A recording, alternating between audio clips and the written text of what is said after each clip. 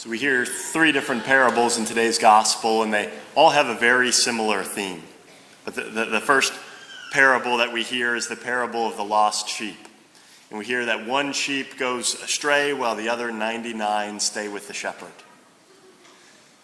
It seems like a better description today would be the parable of the 99 lost sheep. That we'd have 99 sheep that go astray versus the one who stays with the shepherd. I would be thrilled if right now 99% of people were coming to church and actively seeking out the shepherd. We'd be in a much better shape than we are right now. But the reality is, a lot of our young people today are raised without any meaningful religion.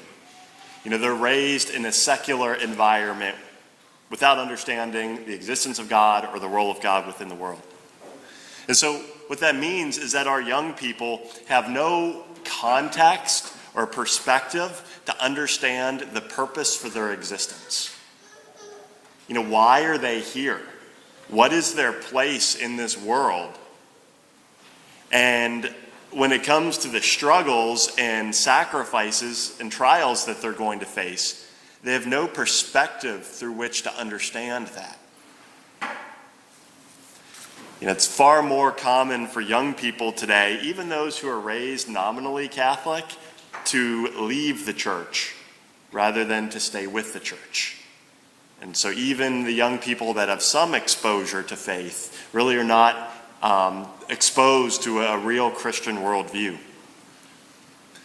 At the same time, the younger generation, which they call Generation Z, is the most depressed and lonely generation in the history of our country. They have the highest rate of mental illness, and they are the most anxious generation and the most medicated. And so the younger generation is not in a healthy place. They're not in a good place. And there's a lot of factors that impact that. But I think one of the fundamental issues is the rejection of religion. That is huge because that's such an important foundation for us. And so why do so many young people reject religion? Well, most young people are not rejecting Christianity. They're rejecting a false caricature of Christianity. The way Christianity is presented to them is not in its fullness. And so that's what they're rejecting. What our young people, by and large, have embraced is the LGBTQ plus ideology. When I was teaching high school, I was a little shocked, but I found it very helpful because I was trying to get the kids to debate on some controversial issue. And I remember one of the kids raising their hand, because this was a class that often got into debates and they just weren't doing it this time. And the girl raised her hand and she goes, "Father, all we care about is gay marriage." I was like, well, that's probably pretty accurate and helped me to understand where they were coming from. But that kind of became the cause of their generation. And because that's the lens that they were viewing things through, they view the church as being judgmental and intolerant. That the church just discriminates against people and interferes with people attaining happiness. And so they view the church as the enemy to human happiness and fulfillment. And anytime they hear the moral teachings of the church, anytime they hear someone present it like, that's a sin, you shouldn't do that, that just confirms what's in their mind, that the church is being judgmental.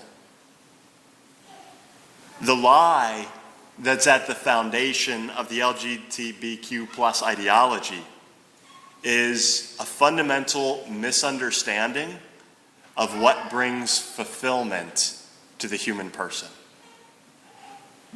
If we get that question wrong, then we're going to end up in a very, very wrong place in the end. We do not exist here on earth by accident. We are not here by some fluke of nature. We were created intentionally in an act of love, and we were created for a purpose. And it's only in Jesus Christ that we find that purpose for which we were created. And so in rejecting Christ, Our society is not liberated.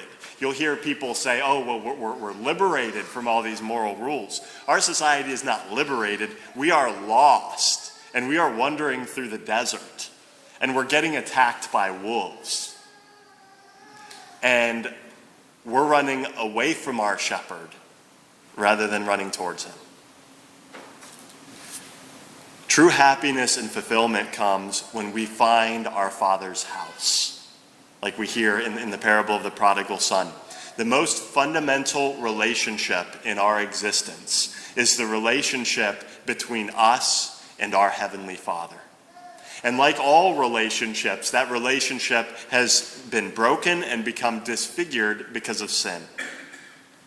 And so it's through Christ that we can find and rediscover the most fundamental relationship that's necessary for our fulfillment as human beings. It's only when we encounter our Heavenly Father and have a meaningful encounter with him that we recognize our true dignity as human beings. It's only when we can see ourselves through his eyes that we recognize who we are. That we don't need to impress others because of our clothing. That it's not about our physical appearance that's important. It's not about having a great personality or a great sense of humor. That we have value and dignity because we are loved by our Heavenly Father. And so we need to understand that relationship in order to see our own dignity and our own worth. It's only when we encounter our Heavenly Father that we experience his care for us. A good father is constantly watching over his children and making sure that they're safe. And if they're doing something that's dangerous or going to get them in trouble, father's going to rush in to protect his children. We don't need to be anxious and to be worried all the time because we have a Heavenly Father who's watching over us. His watchful eyes are on us at every moment. And nothing can happen to us that he doesn't either will or permit to happen for some greater purpose. And so having a meaningful relationship with our Heavenly Father is necessary for us to have a foundation of peace and security and not to fall into constant anxiety. And it's when we encounter our Heavenly Father that we are filled and satisfied, that the deepest longings of our souls find their fulfillment. We don't need to seek fulfillment elsewhere. We don't need to constantly be seeking out another relationship or some high that we get from social media or some new adventure or vacation or whatever it might be. We'll find fulfillment when we discover our relationship with our Heavenly Father, and we'll be satisfied. And so Jesus Christ and his church are the bridge between us and our Heavenly Father. The church is not the enemy interfering with our happiness. The church is willed by God and is the necessary instrument in order to bring us into a relationship with our Heavenly Father so that we can find peace and fulfillment. And so as we reflect upon today's gospel readings, I pray that many, many of the people who are lost will find that bridge to our Heavenly Father. And for each and every one of the lost who finds that bridge, we will rejoice, because that means a son or daughter of our Heavenly Father who was dead has come to life. And a child of God who was lost has been found.